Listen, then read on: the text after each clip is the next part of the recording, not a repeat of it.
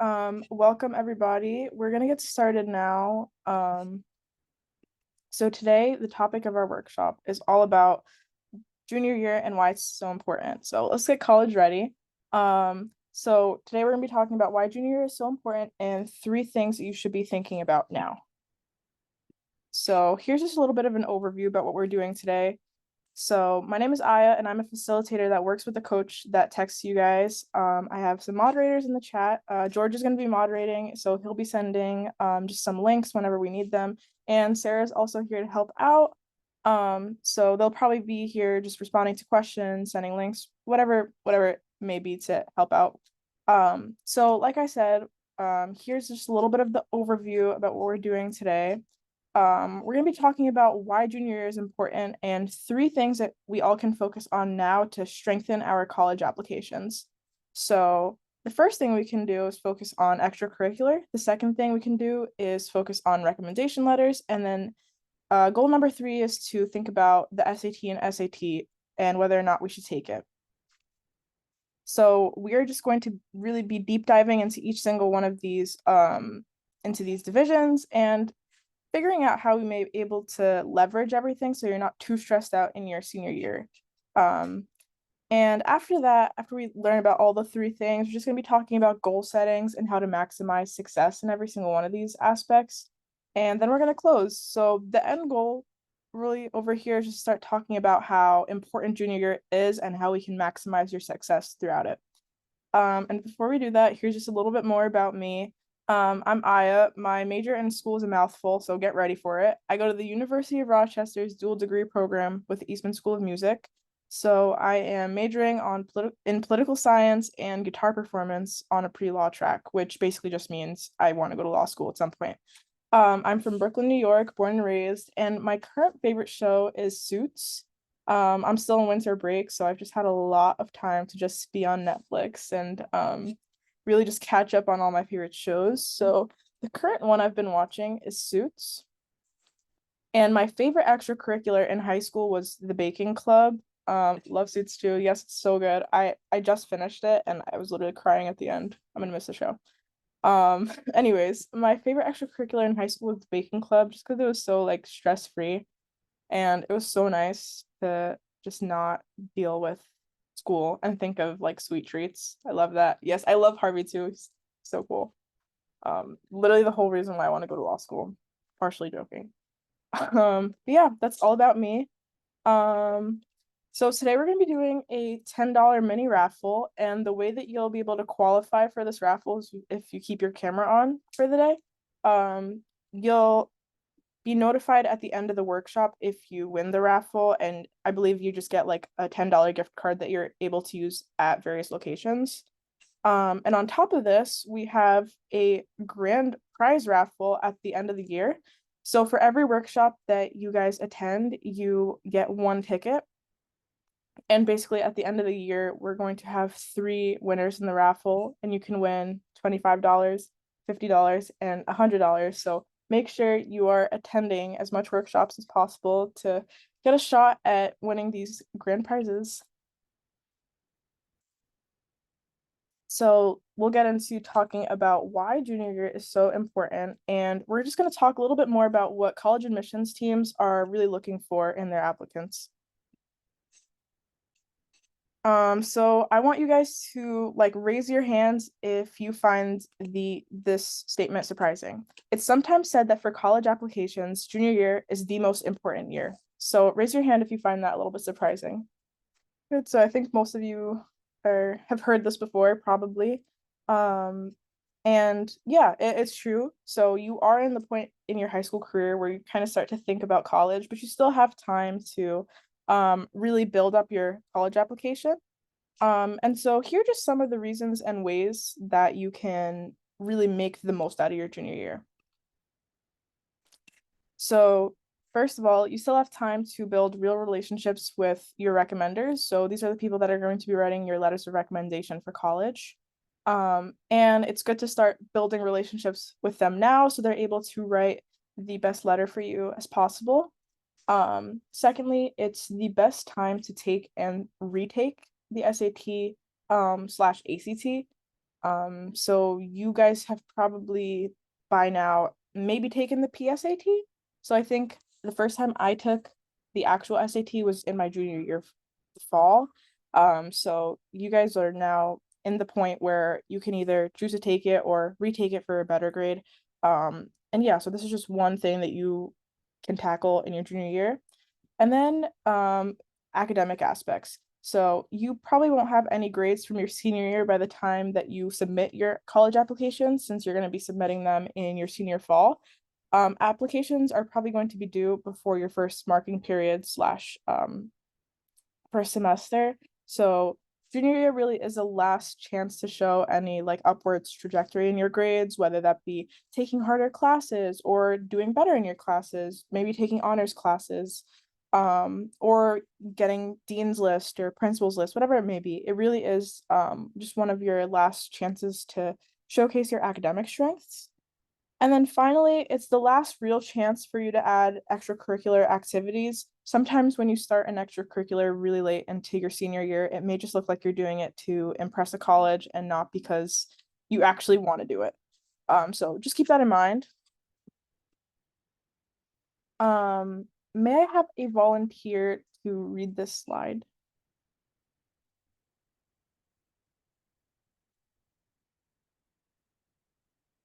Yeah, go for it.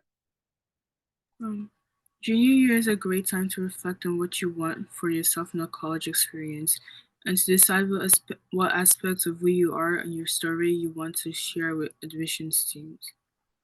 Yeah, thank you so much. So basically what this quote means is junior year is basically the time when you start reflecting as to what type of strengths you want to showcase in your application.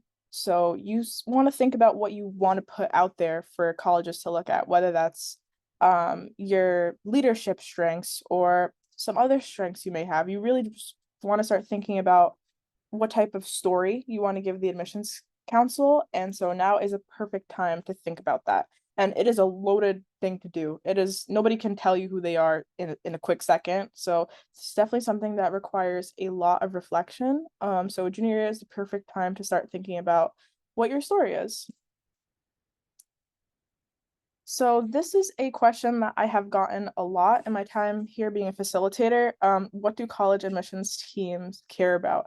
And it is a number of things that they care about. There's not one singular thing that they care about. But one of the most important things that they care about is just who you are as a person. Like, of course, your test scores and your grades matter, but at the end of the day, they want to understand you as a person. I was reading an article, and one of my main takeaway quotes from it is you don't want your admissions counselor to struggle to tell your story to the admissions committee, because the way that college applications work is that you submit your application to your counselor reads it, and then presents it on behalf of you to an entire committee of people. And that committee ultimately decides your decision to the school.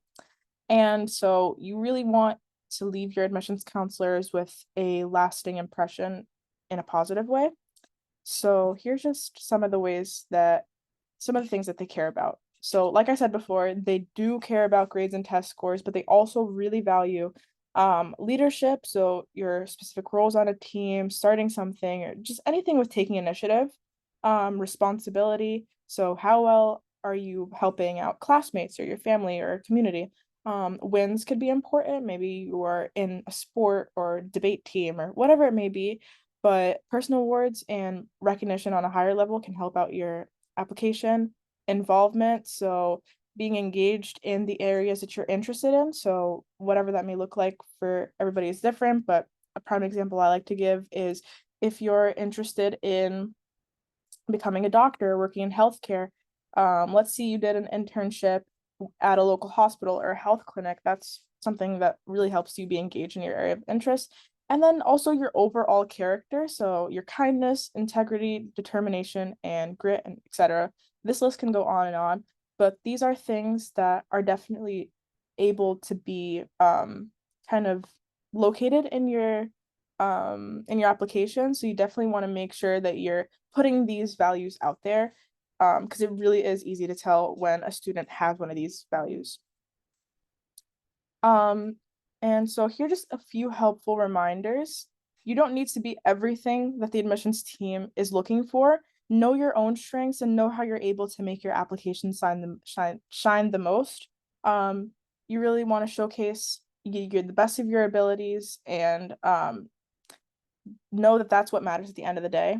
And then two, this year you have time to work on things that will make a good impression. So it's definitely not too late to keep expanding on your profile. You're in your prime right now for just really making positive growth. So take advantage of that. And three, there are colleges for everybody. A lot of colleges have different mission statements, whether you want to go to a school that's been historically for women or any HBCUs or schools that serve Hispanic and Latino communities. There are a ton of schools that are not only mission driven, but there's a school for you out there. There's over like 5,000 colleges in the US, and I'm 100% sure each and every one of you will find the one for you. And also, at the end of the day, no matter where you go, your degree definitely will have value. Employers mostly care about how much effort you put into college and whether or not you made the most out of your experience. I know there's a lot of stigmas around students wanting to go to Ivy League institutions or private institutions. And while those institutions are obviously hyped for a good reason, at the end of the day, employers really just want to see that you have the degree and you have the skills that it takes to work that job. So honestly, all that matters is you found a college where you were able to grow and showcase that to your employers, because at the end of the day, where you graduated doesn't matter as much. All that matters is that you got a degree and you made the most out of your college experience. So, three things to leverage now. Junior year is the start to Junior year is the year to start gathering ingredients to make your profile pop. So we're going to be talking about three key things that you can start doing now. And if you start focusing your attention on this now, it will decrease your stress next year significantly. I waited on doing my letter of recommendations. That's one of the flaws I did in my college application process, and I was super stressed at the beginning of my senior year trying to ask recommenders for my letters of recommendation when a lot of people had gotten a head start on that. So you really do want to leverage that now. So here are the big three, as I like to call them. So we have extracurriculars, recommendations, and the SAT and ACT. And there's an asterisk next to SAT/ACT because for a lot of schools, they are test optional, meaning that you don't need to submit your test scores. But that can depend, and we are going to get into that later. But first, we're going to start talking about extracurriculars. So as we talked about previously, junior year is really the last opportunity to add to your extracurriculars, and we're going to be talking about whether or not you should be adding or what you should be doing. So your next course of action. So you guys can either chat in or come off mute. What may count as an extracurricular? Okay, I am seeing tutoring, clubs, sports, internships. These are all super good examples. And extracurriculars look very different on a case-to-case basis. Some people's idea of extracurriculars can be different from someone else's. But they're all extremely valid and so all great answers. So here's just some more.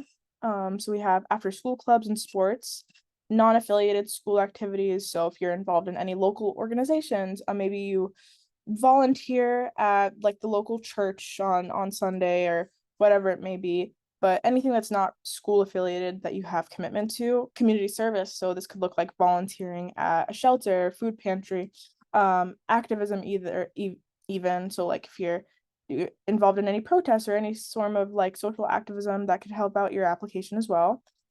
Work and family responsibilities. This is a huge one that a lot of people overlook. I am the oldest sibling to two younger siblings, and I spent a lot of time and commitment helping them out with homework throughout my high school experience. So I definitely listed that on my college application. And then we have personal projects and self-guided study. So this could look like passion projects, whether it's like founding founding a club, starting a business, whatever it may be.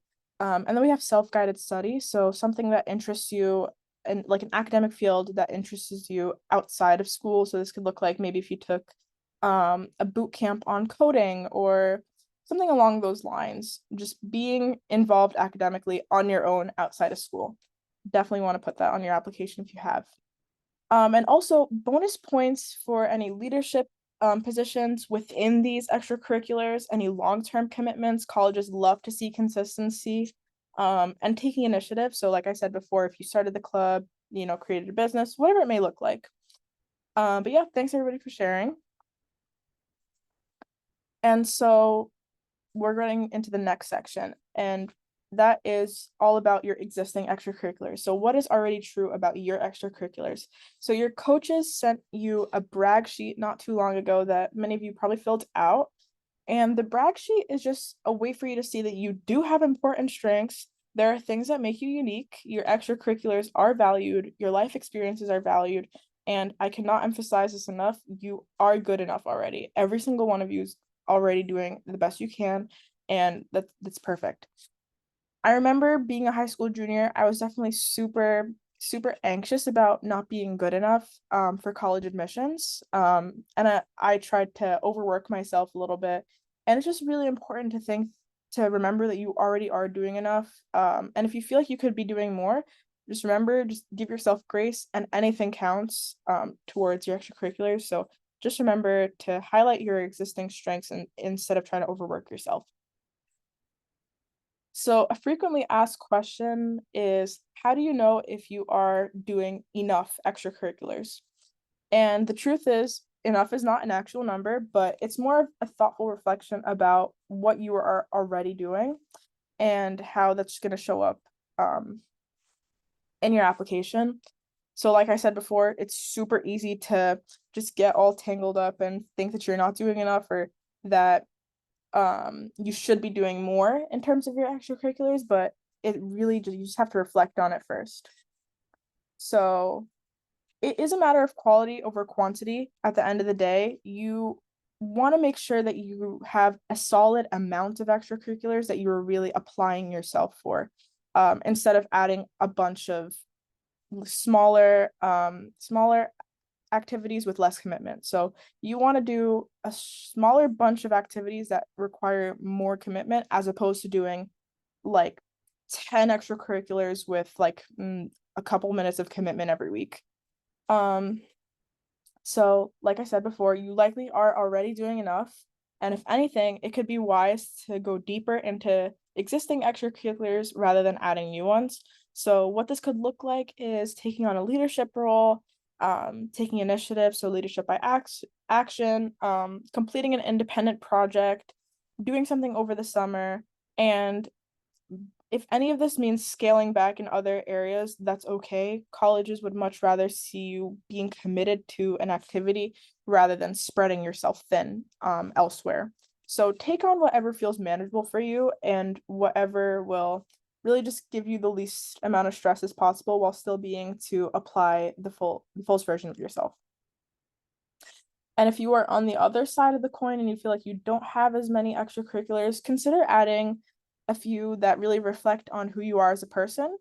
So reflect on something that shows your passions, personality, academic interests, only because colleges really want to get a sense of who you are through your application. And one of the best ways to do that is through your extracurricular activities.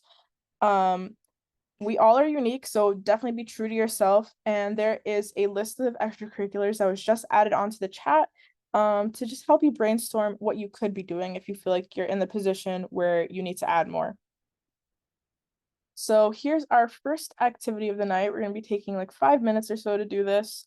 And identify yourself in one of these. So whether you're option one, where you feel like you have a good amount, but you can go deeper, or option two, where you feel like you should be adding a little bit more extracurriculars, brainstorm a little bit more on what you might want to go deeper or what you want to add. And I'll give you guys 4 minutes to do this. It's a personal exercise, so at the end of the day, you won't be sharing, but definitely really good to reflect on it. And refer back to the links that was just sent in the chat too. Could be helpful. Okay, so we just hit 4 minutes. Hope you guys were able to reflect a little bit more about your extracurriculars. Um, Next we're just going to be going into a short 5 minute break. So use the bathroom, drink water, whatever it may be. And when we get back from break, we're going to be talking about the second most important thing to focus on this year, which is letters of recommendation. So hope everyone enjoys their break. Just as a reminder, we are still doing our $10 mini raffle. So if you turn your camera on now, you still may have the chance to win $10. And if only one person does it, that person is like guaranteed to win $10. So do with that as you will. We're going to be going into the second most important thing, and that is recommendation letters. So most colleges and universities ask students to have adults in their lives submit a letter of recommendation on their behalf, and they also ask a college counselor to submit one for them. And so we're just going to be talking a little bit more about what this process entails and how you're able to get really strong recommendation letters. So, what makes a strong recommendation letter? So, a strong recommendation letter is something that speaks to your academic and personal strengths. It shows who you are as a person, and it shares real life examples of your character. So, I want you guys to type in the chat what types of people do you think you might be able to ask for a letter of recommendation? Yeah, good. So I'm seeing a lot of teachers, coaches, project mentors. These are all super great examples of who might be able to write you a letter of recommendation. It could also help if maybe an employer wrote you a letter of recommendation. Okay, so for our next activity, we're going to be talking about things that may sorry, let me rephrase that.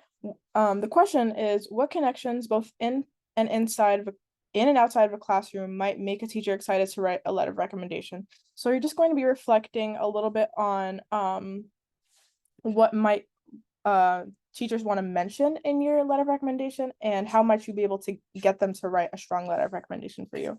So we're going to be doing that on Padlet, and the way that you guys are going to be sharing is this little bit, it's similar to Jamboard. I'm not sure if you guys have used that, but you're going to be typing from that little plus thing and just chatting, and from there answer your answer, and then we're just going to share. So take a couple minutes to do that. And for anybody just joining, we are currently doing an activity, and the question is, what connections, both in and outside of the classroom, might make a teacher excited to write a recommendation letter for a student? So reflect on some things that teachers may feel compelled to write a letter of recommendation for. Like what qualities may be helpful for that, or experiences. Okay, so I think I'm just gonna start reading out answers. If anybody has anything to say while I am reading them out, feel free to add that. So we have work ethic and effort putting into their class, additionally receiving good grades and participating. Yeah, so definitely putting in a lot of effort into how you're doing their work could really help you, and making sure you're getting good grades. You really want to have a letter of recommendation from someone whose class you got a good grade in. The admissions committee might be a little confused if you're asking somebody who you may have not done so well in their class to write you a letter of recommendation. And they also may not be willing to write you one if that was the case. So then we have constantly participating, doing extracurriculars that involve what they teach. It could definitely be helpful if that's something you're interested in. So if the teacher teaches like science and you're interested in going into like biology or something along those lines, that could definitely help your case in terms of finding a proper recommender. So it's a good one. Then we have being respectful, involved in class, and maybe you help them out with other things after school. Yeah, so getting to know a teacher outside of the classroom can also be super helpful. You want teachers to know who you are as a person as well, and maybe being involved with them outside of class can be a really good way to do that. So it's a great one. And then showing interest in the class and being involved in the class. Yeah, great. So like we said before, teachers will want to write you a letter of recommendation if they think that they can recommend you in good faith. And if if a student that was skipping their class frequently asks them for a letter of recommendation, they might not want to do that. But yeah, thanks everybody for sharing. So let's get into a what's what of recommendation letters. So what may you want to look for in a recommender? So you want to look for teachers of different subjects, so STEM, humanities, sports even, and etc. And you want to look for them just to make sure that your college application makes you seem as well-rounded as a student as possible. So you want to be able to have people advocate you for different fields in academia. So whether that's STEM, humanities, whatever it may be, you want to seem like a well-rounded student to the admissions council. You might want to look for a teacher who you've had recently. So that's from 10th grade and above. 11th grade is probably the prime time to get a recommender. That's ideal. However, 10th grade will also be able to do the job. You typically want to stay away from teachers that you had in 9th grade just because they may not remember you as a student. So while you may have had a good bond with them outside of the classroom and you guys got along, sometimes it may be hard for them to recall specific examples of you doing well in their class. So you really want to look for 10th grade and above. It's also really great if you have a teacher who you've had a relationship with from one grade to the next. So if you've had the same teacher for multiple years, that's super helpful because they get to speak for your growth. So um, don't don't be shy when it comes to that. I think that's probably another thing that's ideal, somebody that's had you multiple times, because being able to narrate your growth is super helpful for colleges. So here's some questions to think about right now. Does my recommender have anecdotes or stories about me? So can you think of a specific time in their class where your leadership qualities really shine through? Um, so most of the time in your letters of recommendation, recommenders are going to refer back to a specific time in the classroom or assignment maybe that they thought you did really well in. And so it might be super helpful to think of a teacher that has had those firsthand experiences of you. If a recommender goes blank when thinking of times you did really well in their class, that might not be the best recommender for you. Secondly, have I shared my academic or professional interests with them? So it would definitely be helpful for your recommenders to know what you're interested in, maybe your intended major, whatever it may be, stuff that interests you. It's definitely helpful for them to get to know you and build more of a profile for you. Um, and at the end of the year, you guys are going to be getting a tip sheet with in-depth information on how you can ask for a recommendation letter. But feel free to ask for it now. I'd be happy to share it. And also keep in mind that teachers know the drill. They have probably all had to write a letter of recommendation at some point in their career, but it's definitely good to get ahead of the curve. Ask them by the end of your junior year, ideally, just so they'll be able to get that in as soon as possible. And share information with them. For example, the brag sheet that you guys filled out, and or your intended major. Again, just so they can really help bring out the best profile for you. And then you're also gonna get a another letter of recommendation from your college counselor or your guidance counselor. And this isn't really like the past recommendations that we just talked about that teachers or coaches will be writing for you. This one's a little different. Um, and so it might seem a little odd that they write a letter of recommendation, but the purpose of this recommendation letter is kind of to contextualize you with the rest of your high school.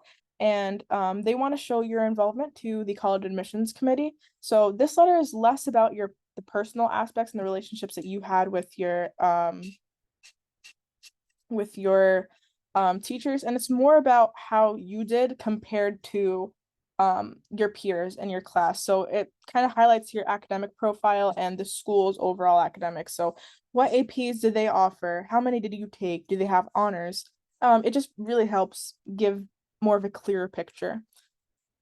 So that's all for this section. Does anybody have any more questions before we move on?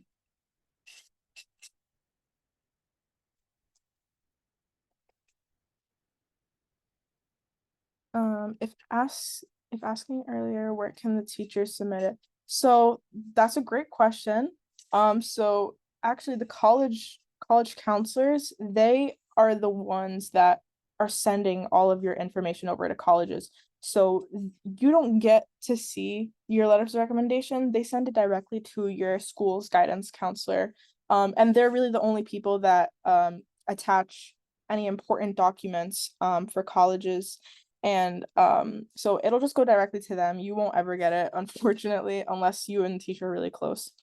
Um, but yeah, so that's what the counselor's recommendation looks like. Also, I realized I just forgot to touch up on a little bit of stuff, but like I just mentioned, they're the only ones that are able to send your transcript and other documents to colleges, and they can help like look at your profile currently and help make college recommendations for you. And do you have a template for a brag sheet? Yes, so your coaches should have sent it to you, but we also sent it earlier. I'm just gonna check in the chat real quick. Yeah, I'll resend it right now. Yeah, that is a template for the brag sheet. So feel free to take a look at that whenever you can. Yeah, any more questions?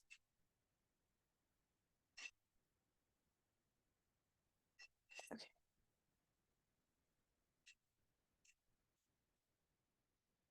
Okay, I don't see any, so let's move on to the last section of the big three, as I like to call them. So the next section is the SAT/ACT, which is a pretty big one that a lot of people are thinking about. And so we're gonna just be reflecting on whether or not you guys should take it, what it means to not take it, and how it can help you if you do take it. So yeah, let's get into that. So here are just some changes that have been happening in recent years. So a lot of schools are now test optional, which basically just means that you don't have to submit your test scores to be admitted to the school. Um, and so some colleges have extended these policies until 2026, while others are indefinitely test optional. And so depending on where you're applying, one of the three may be true. So the school that you're applying may require the SAT/ACT. The school might be test optional, or the school may be test blind, which means that they are not allowed to consider it at all. And here are just some updates to the test. The SAT is now 2 hours and 14 minutes. It is entirely digital and is comprised of only two sections, reading and writing, and then the math section. And then we have the ACT. The ACT offers a digital option as well as like an in-person option.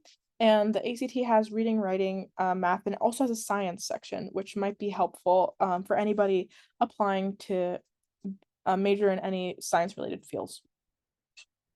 So, should you take the SAT/ACT? The following four questions can guide you in making this decision. Question number one, do the schools that I want to apply to require it?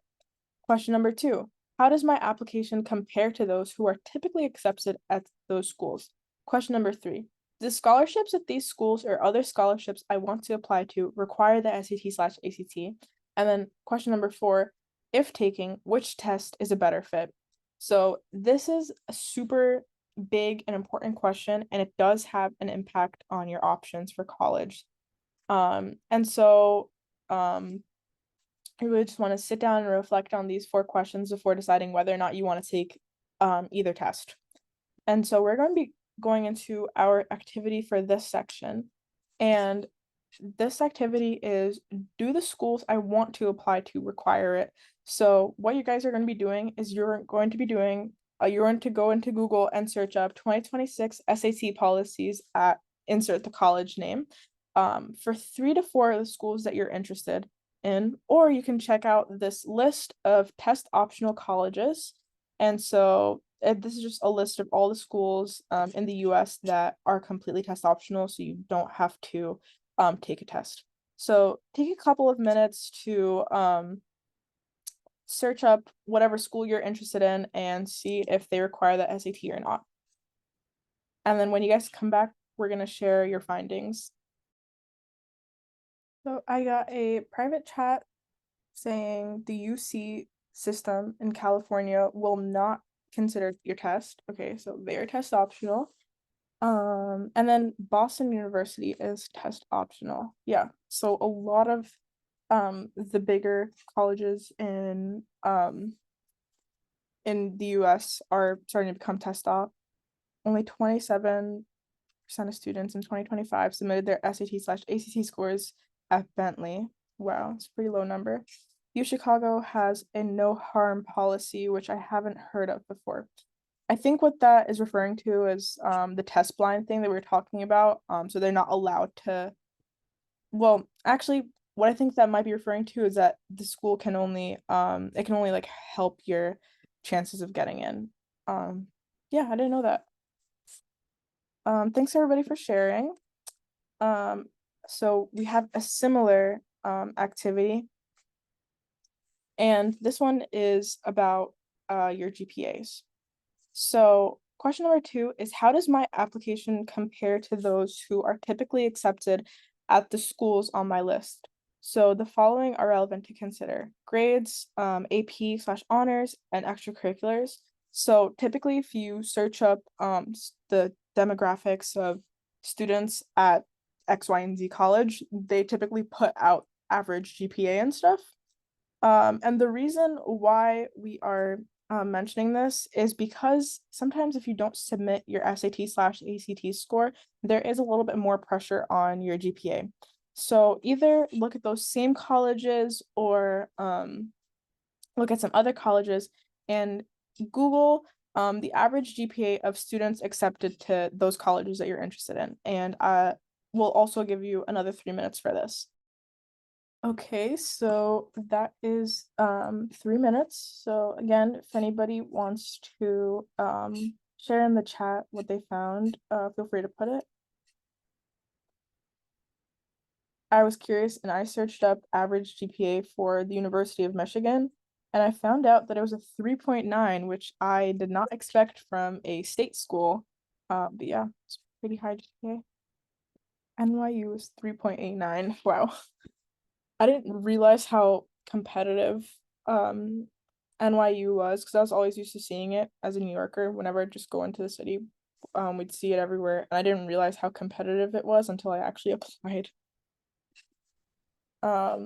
Northeastern is 4.1. Oh my God, did not know that.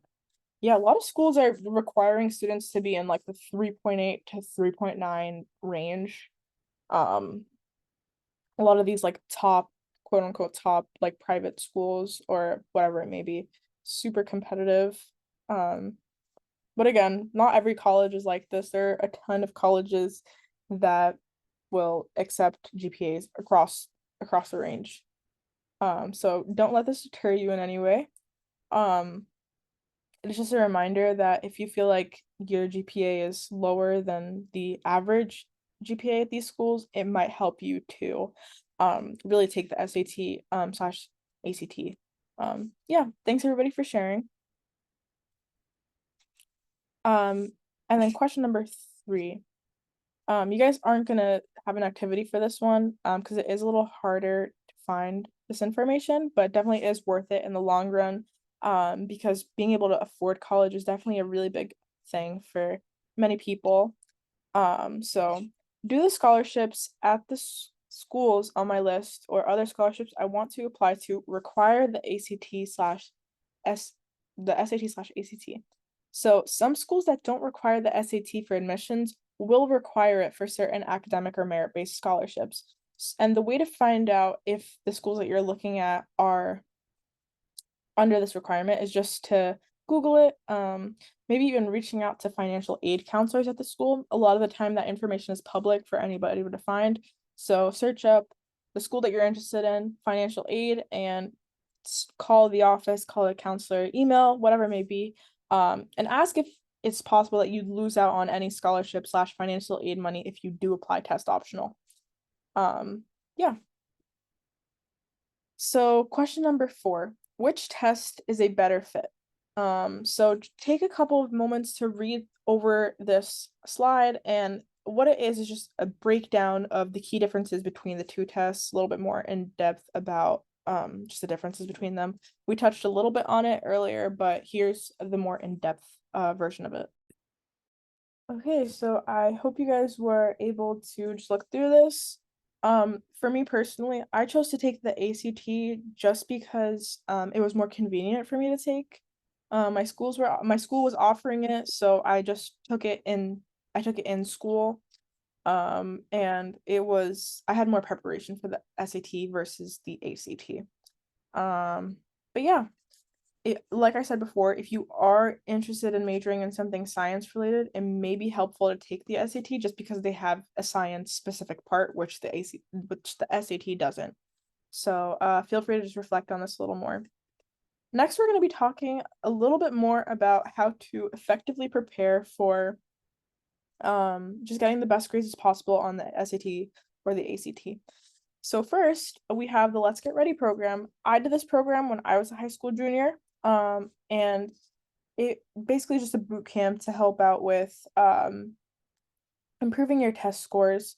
So some of you are currently in this program, and if you aren't there, we're going to be offering it again starting June. So the benefits that you may get from this is free classes, accountability. So you'll have somebody that's just holding you accountable for your goals and just making sure that you're maximizing success when it comes to um, improving your SAT score. You'll have instructor coaching and support. As I remember, my instructor always was open to meeting with me one-on-one, just to help me out. And you'll also just get to be more familiar with the SAT, so it's super helpful. Then you have some self-study options. So this could look like College Board practice test, Khan Academy, IB Global. So basically anything that just helps prepare by asking you questions and quizzes at home.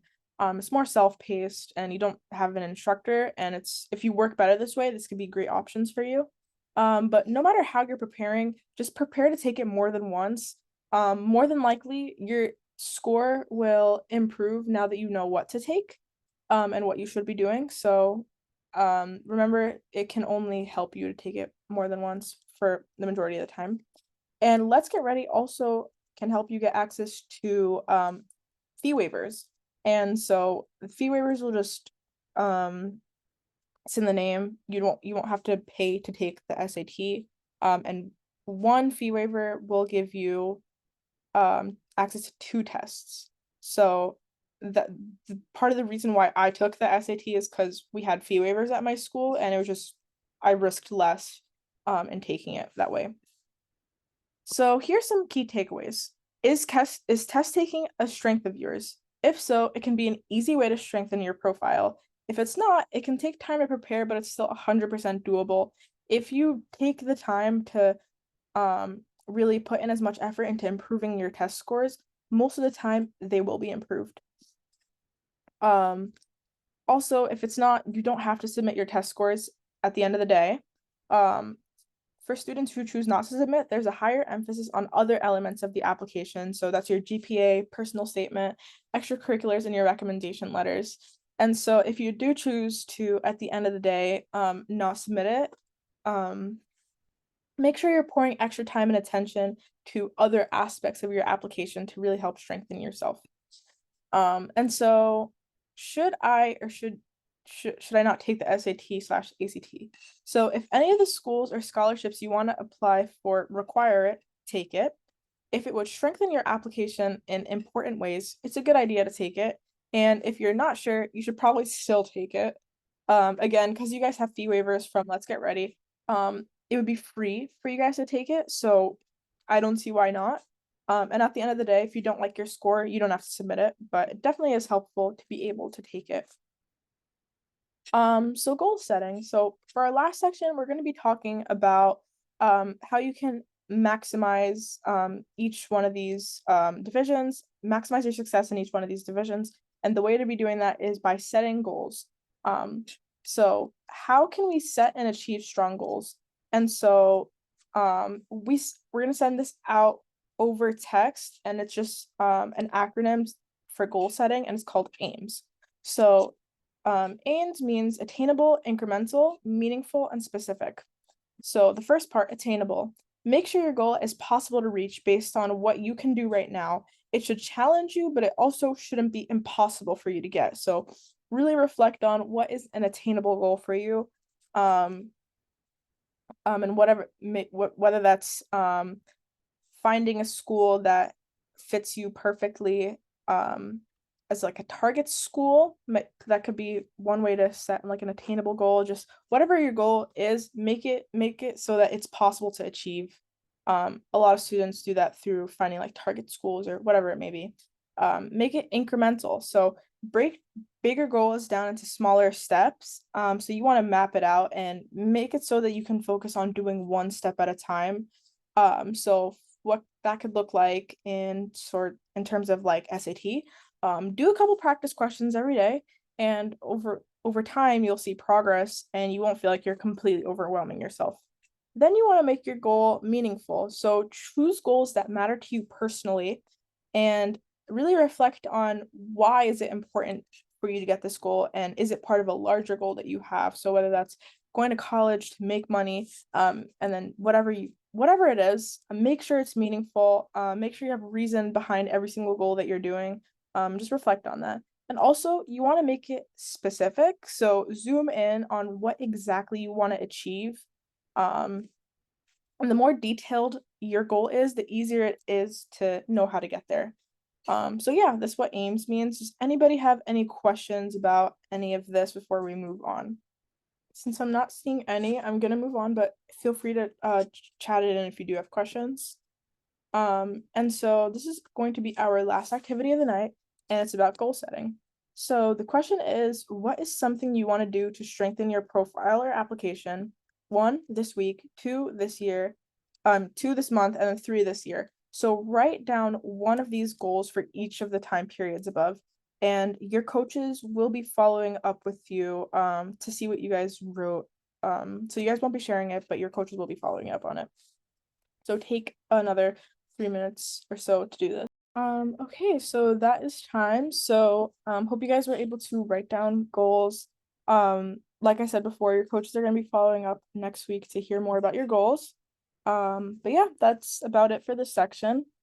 So we're gonna be closing. Today we talked about some of the things that you should be doing in coming weeks and months to begin getting ready for college applications. Taking these steps and for your profile now will likely result on you making a better impression in colleges, and it will definitely decrease your stress next year. Trust me, you're gonna thank yourself for just alleviating some of that pressure now. It definitely will be a stressful period for you, so you want to make it as less stressful as possible. So by doing stuff now, that will definitely help you in the long run. Um, yeah, so it would really help if you guys shared your feedback on today's workshop. It definitely would help us make workshops better. To hear what you guys want to refer to in future workshops. So yeah, does anybody have any more questions? We talked about a lot today, so if you have any questions, feel free to type them in. No question is a silly question, and you're probably not the only person thinking it. So feel free to chat in any questions you have. And if you don't have questions, you are free to hop off. Thank you all for attending today. Um, and also, if you guys would like to set up an individual meeting with me to talk about any of the things that we discussed today, feel free to. I'm gonna type my email in the chat. Um, but yeah, I'm more than happy to schedule a one-on-one if you guys want to do a deeper dive into any single one of these sections. But yeah, feel free to type in any questions you may have. Thank you all for coming.